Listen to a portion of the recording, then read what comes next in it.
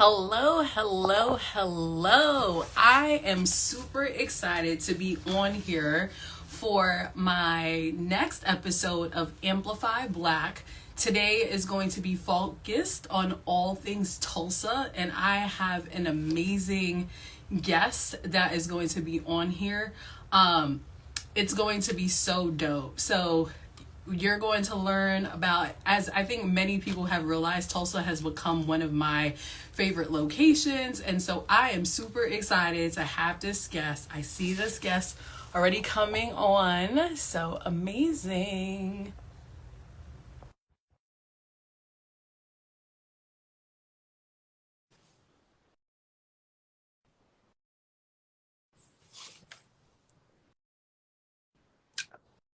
Alrighty. Hello. Thank you for having me, Franny. I'm so excited to be here. I'm so excited to have you here. And everyone, so this is commitment because she is at the airport lounge right now. We're here, y'all. Yes, we are here making this happen. But I think this is going to be such an important conversation. We've actually only connected with each other on Instagram, but I always feel like Instagram leads to real life friends. And so I am super excited. And so because you are at the airport lounge, we're going to get right into it. And so I just want to let people know. So as this conversation happens, anything that resonates with you, click the hearts that let us know that you're engaging. If you have any questions, please drop it in the comments. If you just have any thoughts, just, we want to make this as interactive as possible. But I'm going to have you introduce yourself.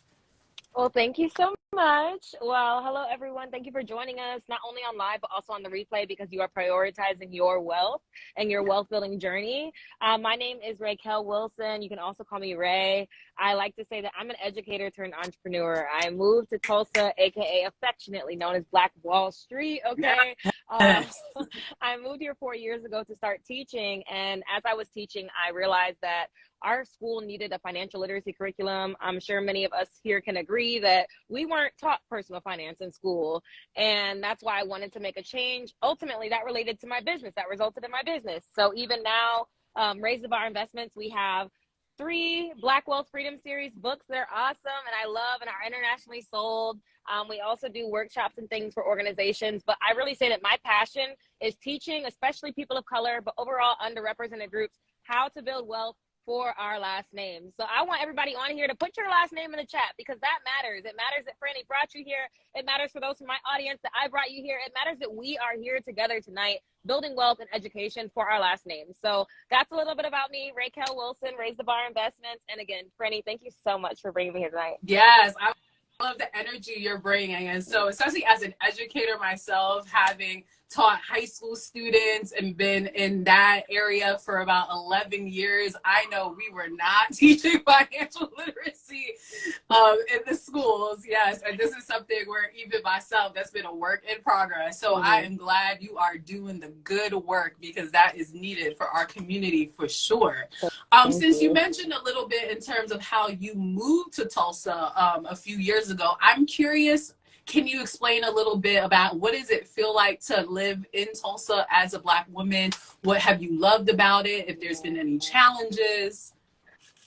Ooh, I mean, with any journey, there's always going to be ups and downs. But I'll say with being in Tulsa, there's been more ups than downs. Even what brought me to Tulsa, Teach for America is an organization that brought me to Tulsa. Oh, I was Teach for America too. I love that. And for those that are us that are in Tulsa, we know that Teach for America and Tulsa Remote are basically the big organizations that bring us here.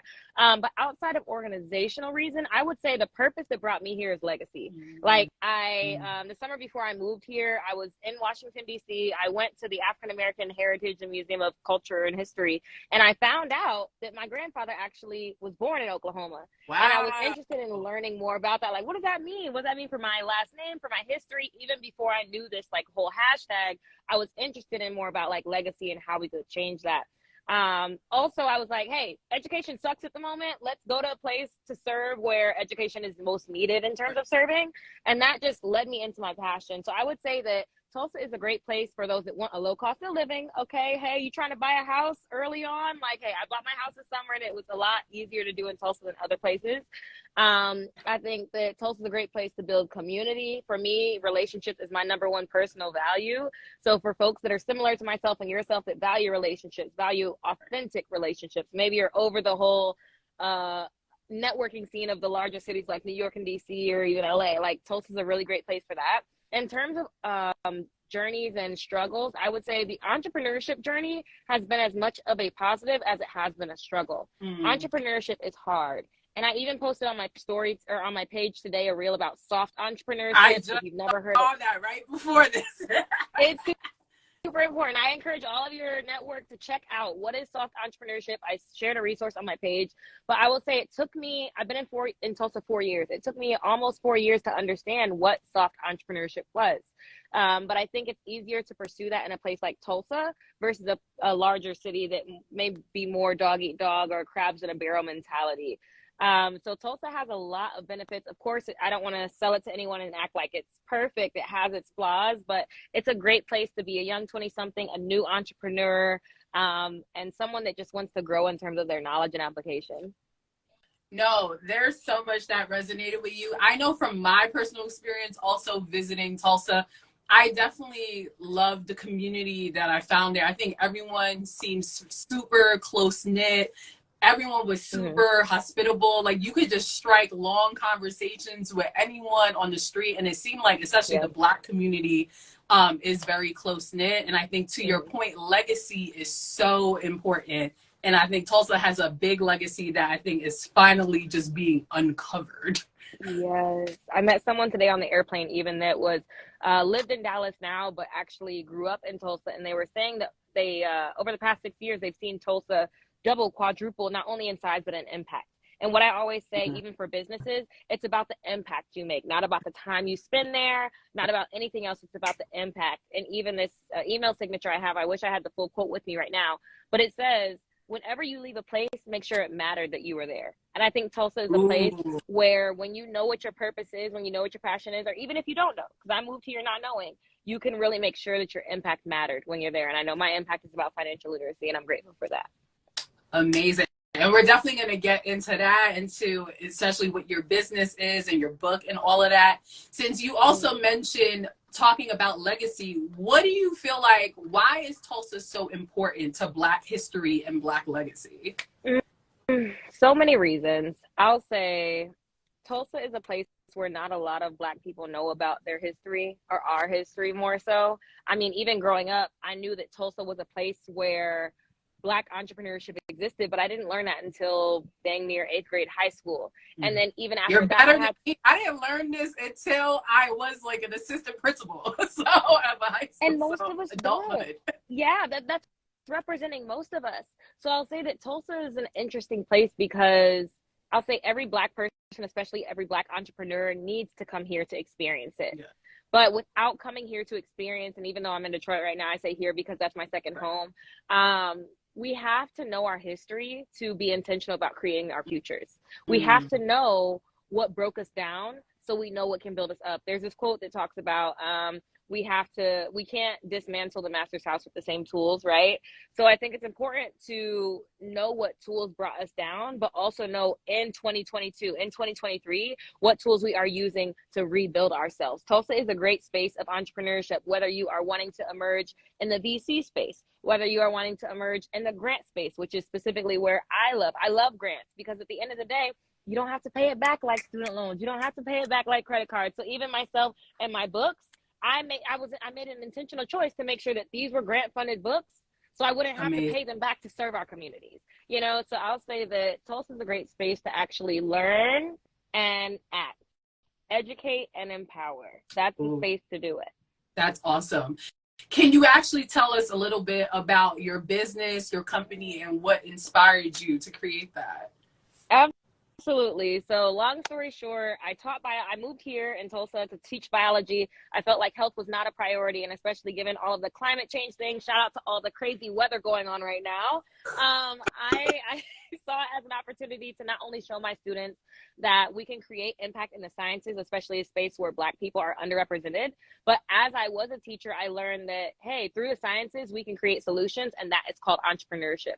So that's actually what resulted in me teaching a personal finance curriculum, becoming a certified financial education instructor, and creating our second book, Personal Finance Crash Course, what they didn't teach you in school, because my amazing students were able to learn this in their classrooms. And ironically enough, I mean, of course, for our age group, we weren't taught this in school, but nowadays it's becoming more important. There are legislations that are occurring that are showing that students need to take this. And even at our high school, that was legislation. Student needs to take it. And I'm happy to say that 93% of our senior class was able to graduate with flying colors, partially because they have that financial literacy knowledge. So thank you. Shout out to them. Shout out to our KIPP scholars. Okay. I love them so much. And I'll even say, like, I always credit my students to my entrepreneurship journey, because like I said in the beginning of this, good businesses solve real world problems. And through my experiences in the classroom and seeing my parents and students not being able to afford high school uniforms, not being able to afford graduation things, not being able to afford just senior year things, I realized that this was a real issue. And I mean, I paid off my student loans for my cryptocurrency profits. So for me, it was like, how can I teach students financial literacy and not share the investment knowledge as well? So that's why I created this book series, to get them the mindset, to get them the actual personal finance content, to get them the actual how to budget, not only budgeting your general personal finances, but also budgeting your investing. Because one of the reasons I even gave myself a 73% raise this year was so I could have more to invest in versus more to spend. So that's a little bit of my story. My students are the inspiration for everything, and I'm just here to build wealth and share information on how to build wealth for our lives. No, that's amazing. And the thing is, students will let you know when things are lacking in the curriculum. Because I remember students are like, why are we not learning about how to balance taxes, or what happens when I get my first paycheck, on interest rates and credit cards? And so I think it's so important to what you're saying, that needs to become an official part of the curriculum instead of an elective or a one-off workshop. Because I know where I worked, it's like we would provide, you know, a workshop for a day. Even in my current role as a nonprofit for college students, we have a financial literacy workshop. But this needs to be something that's obligatory, the same way we have to learn American history and biology, mitochondria. Yes. And that's so important what you said there. It needs to be something that is mandatory. That's really why I wanted to make this. And even in my strategy, shout out to all my entrepreneurs on this call. How can you define your strategy to where it reaches the people that it needs to reach?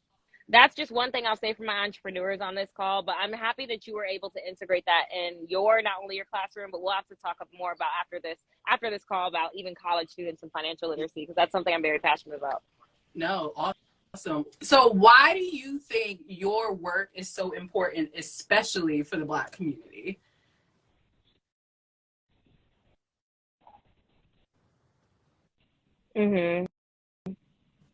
Yeah, and let me know if my internet gets a little fuzzy, because it just went fuzzy for yourself. But I will say that for me, it's important to share about personal finance for us, by us.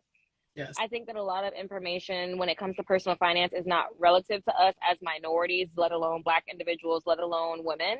And I know, for example, when I was paying off my student loans, I read Dave Ramsey, and it says, don't take out any student loans. And if you do have student loans, don't invest until you pay those off. However, if I wouldn't have practiced what I teach in my books and what I teach in my coaching, value-based budgeting, value-based investing, and I would have followed what he said, then I wouldn't have paid off my student loans in under 2 years. So it took me to understand that, number one, what's on the market, I cannot subscribe to. It doesn't relate to me. And also it took me understanding that self-education is important.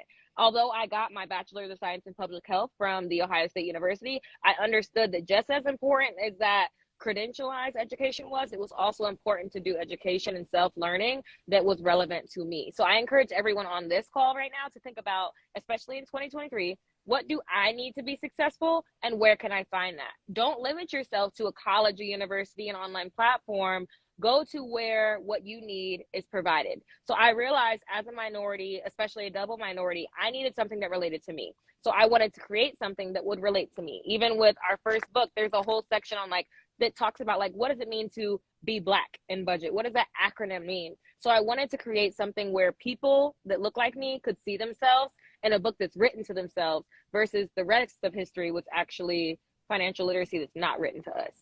Right. You are dropping so many gems. And that actually leads perfectly into my question. So if there are 3 tips that people have to walk away with in terms of what they should do for 2023, what would you recommend? Ooh, okay. So I have 3 tips, especially in relation to travel, not only because I'm in the airport right now, but it's holiday season. And a lot of folks have been sharing that they want to travel more in 2023. So I'll say 3 quick tips that I have here because note takers are money makers. So if you haven't been taking notes, go ahead and get them out. Okay. So I'll split it into 3 sections. What you need to know before you go, what you need to know while you're actually traveling, and then what you need to know after the fact. And I'll also share in some things that I learned today. So number 1, before you go, plan for it financially. Okay, if you're on this live right now, I need you to go ahead and put it in the chat, plan, P-L-A-N, okay? Yes. Because that's what it's about. And I mean, a lot of people talk about like planning and setting goals and all those things, but what does it actually mean to plan? For me, planning means thinking about, of course, what you'll have to spend and actually organizing that money to flow into that area. I talk a lot about money flow and your values in relation to how that results in your money flow, but actually plan for what you plan to spend. Well, how do you know what you plan to spend? I always recommend that everyone create a template for their typical trips. Because person A might be a luxury traveler and might have the same types of luxury expenses each time, whereas person B might be a budget traveler and might have the same types of expenses each time. However, it always comes back to you and who you are. So I'll say, figure out what your typical expenses are, whether it's hotel and transportation, whether that's expenses that relate to your values. For example, I know I like to travel a little bit more luxury. I plan for that. I don't just go out and do that, okay? So I will have in my budget hotel, transportation, food, drinks, all of these different things relating to my personal template. Drinks be adding up. Okay, yes, and I'll even share a tip in relation to that. If you know that you plan to say, for example, number 1, travel often in 2023, and say you like to enjoy a little bit more luxury in 2023, check out the Amex Platinum card. I just shared the link on my story, so if you want a referral link, check that out. You'll get some extra points.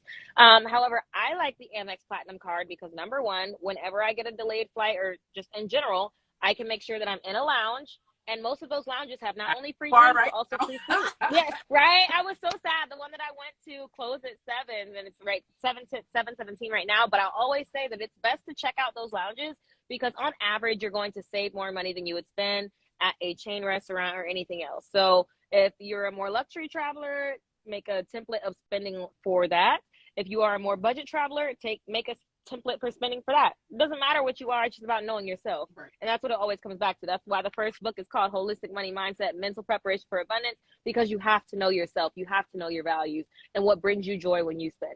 So number 1, plan before you go. Know what your template budget is. You can make that in Google Sheets or in Google Docs and literally make a copy for each time that you travel. So that's something that's very simple, but also super important to know. I'll also say, know where you're going before your next step. Some people might say like live in the moment, travel in the moment, and that's important, but it's always good to know in the back end, where am I going? Because not only can you do things like scheduling lifts, which can save you on average $15 per ride, but you can also coordinate with people within your group. I know typically I'm a solo traveler, but if you're traveling with others, if you know where you're going beforehand, then you can actually coordinate that. You can actually disperse those expenses. And if you Google it, there are different tools on the App Store that you can actually like insert your expenses with your group and actually disperse those. So you're not ending up getting with a bill of like $2,000 or anything. You know exactly where everything's going. So like I said, number 1, plan. Okay, say it with me, friend. Plan. Okay, yes, that's the first part. And then I would say the second part when it comes to traveling, especially if you are alone or even with a group, set boundaries. This relates to our day-to-day life, whether you're talking about relationships, platonic or non-platonic, as well as your relationship with money, because how we engage with money is a relationship. I talk a lot about in my first book, how you engage with money is not only within your generation, intra-generationally, but also between generations, intergenerationally. How are you raised to engage with money, and how do you engage with money in your current lifetime? So when you think about those things in advance, you can actually set boundaries that are beneficial or positive for your money flow. So, for example, I know specifically with the Amex credit card, I think you can also do that. Well, you can also do this with the Citi, I want to say Citi personal credit card, but there are lots of different cards and even some checking accounts that allow you to set a preset spending limit. So if you know what your budget is from, again, step one, planning, then you can make sure that you're actually setting a preset spending limit on your card so you're not going over that. And again, if you do a detailed budget, for example, in this book 3, I talk a lot about detailed budgeting. If you do a detailed budget, then you'll be able to actually budget to the dollar and set that preset limit to where you're not having any surprises or you're not having any additional expenses that you didn't budget for. Or if you want to be super safe, you can even do it like a few $100s extra to make sure you have that wiggle room.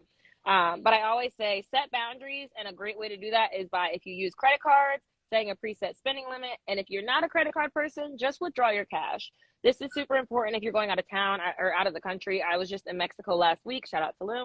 And I made sure that I withdrew my pesos before I actually went to Tulum, and any additional things I actually sent to my friends so they could withdraw it from the bank.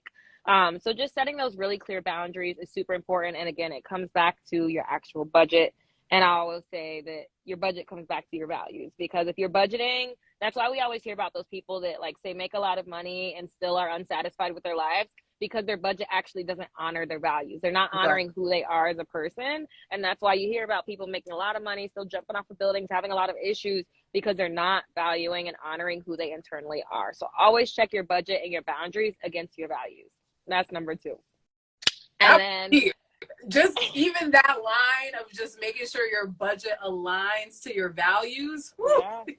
It's important, and not a lot of us think about it. I mean, even when I was growing up, I grew up in a scarcity mindset household where it's like you spend based on what you're supposed to have and what's supposed to come on at the end of the month, but we don't actually consider, well, what are my values?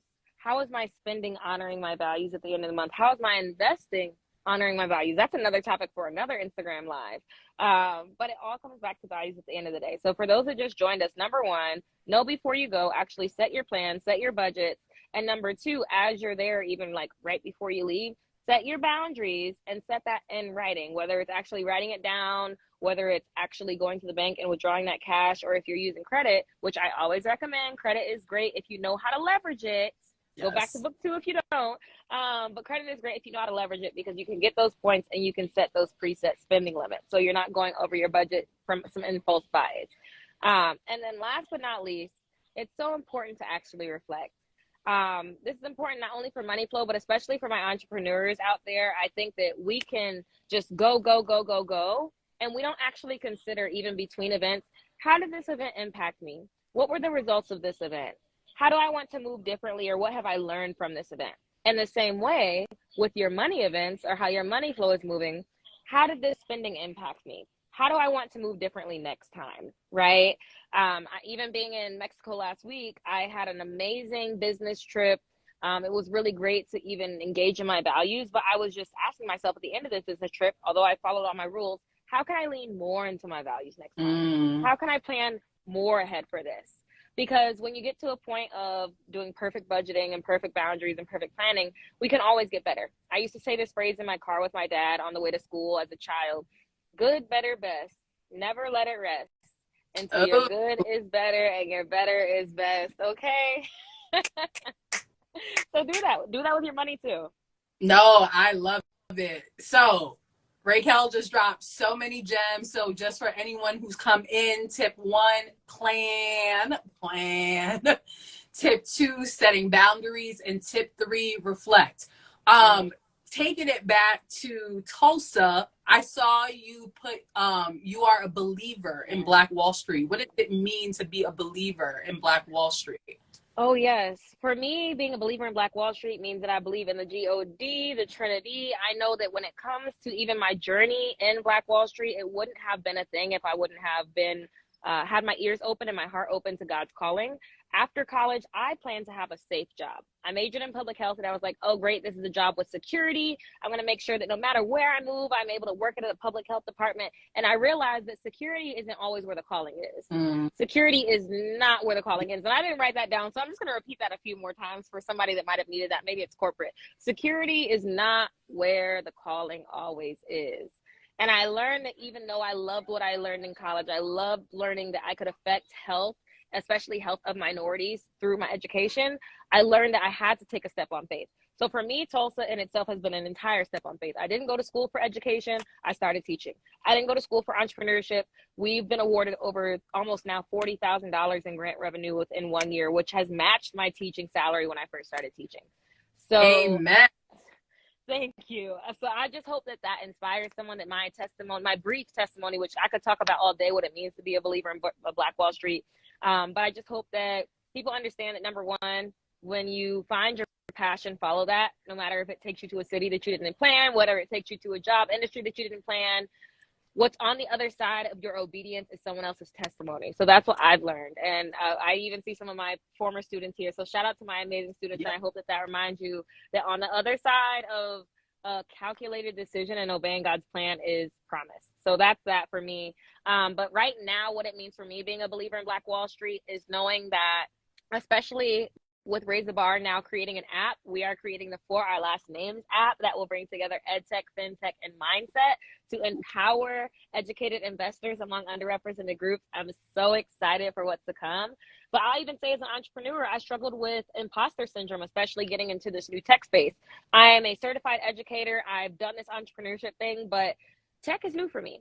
So for anybody that, whether you feel like money is new for me or like entrepreneurship is new for me, whatever is new for you, I want you to step into that with God's grace. Talk to him, right? But I also want you to step into that with purpose. Know your purpose and lean into that, because if it's truly your purpose, you're meant to be there.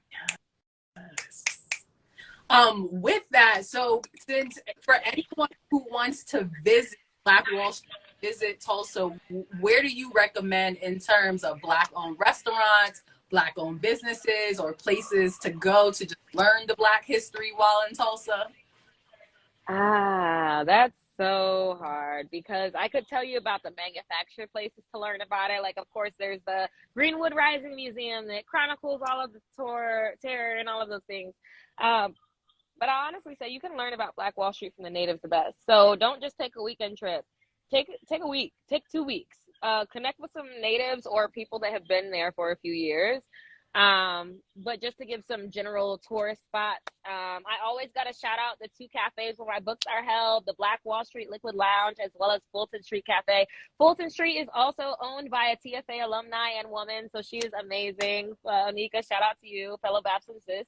But I'll also say, if you want to experience Black Wall Street, definitely go down to Greenwood. Unfortunately, it's only about a block and a half now. It used to expand, I want to say at least 10 blocks. The dollar used to rotate in our community over 10 times. So when you come to Black Wall Street, look to spend with Black businesses. Yes. If there is no other place in the States to spend with Black businesses, this is where you should go. Go to Greenwood, spend with Black businesses. If you want to even, and I encourage you to allow Greenwood, whether you can visit here or not, I encourage you to allow it to inspire you to spend with Black businesses even outside of that. Search Instagram for hashtag Black-owned business. Search Instagram for hashtag woman-owned business. Because when it comes down to it, our history shows us supporting us. We got to keep doing that, y'all. We have to keep doing that, okay?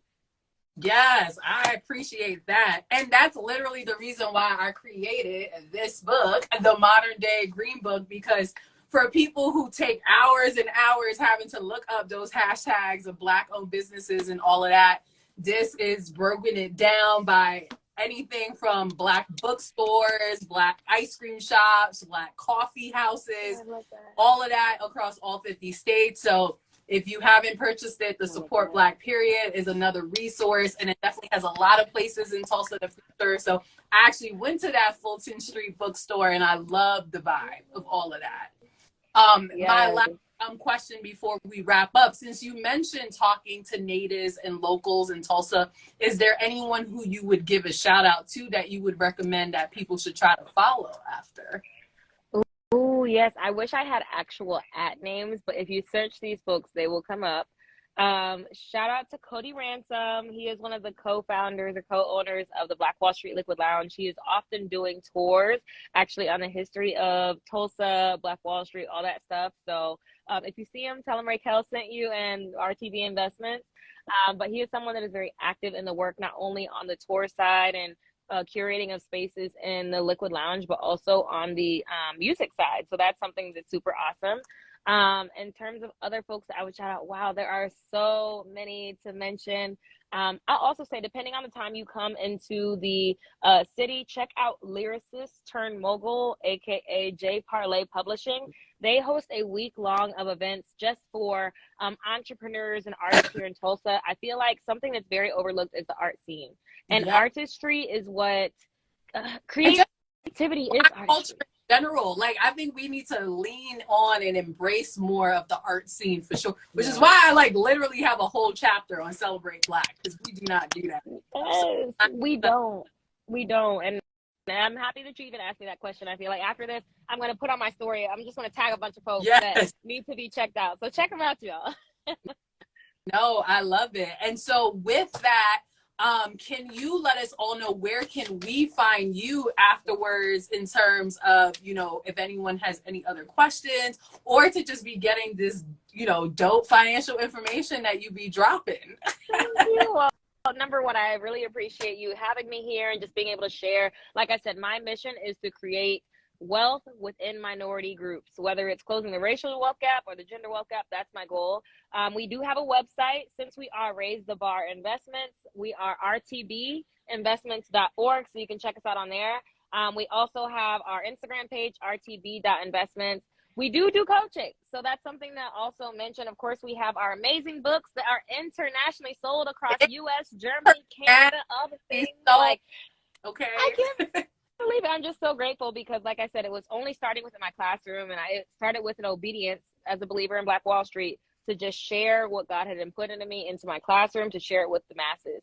Now we also do coaching and consultation. So if you're someone that says, I want to invest, I want to pay off my student loans like you, Raquel, but I don't know how, I don't know where to start, I have investing readiness consultations that are available on my website. You will walk out of that session not only with an action plan of what to do next to be ready, but you'll also walk away with 2 additional assets that you can look at more into and do more investing. So lots of resources on our website, even free resources. Say you're just ready to start investing, we have a ton of tools, whether you want to invest in stocks, crypto, art, wine, all of the diversification. That's all on our website. So check out RTB, as in Raise the Bar, investments.org. And then also, like I said, we have an app coming out within the next year, hopefully less than a year, that will empower individuals to actually become less risky investors and build wealth for our last name. So I would say follow me, the official Ray Wilson, and most importantly, follow rtb.investments, because we are going to share more information with you. But if you can't wait, which I don't recommend you wait, go ahead and get on rtbinvestments.org so you can get your coaching, your books, all the things you need for 2023, because there's no time to waste to build wealth for our exactly.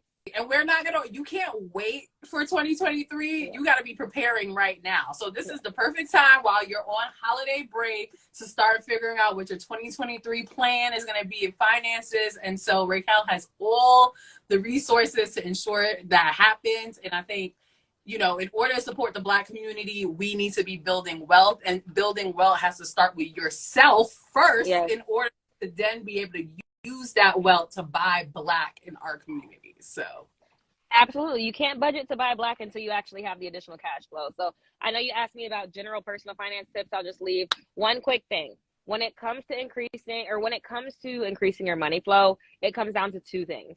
You're either going to increase your income or decrease your expenses. I really recommend you do both, but it always starts with your values. Like I said, it always starts with your values, because you can decrease your expenses and become a terrible person inside.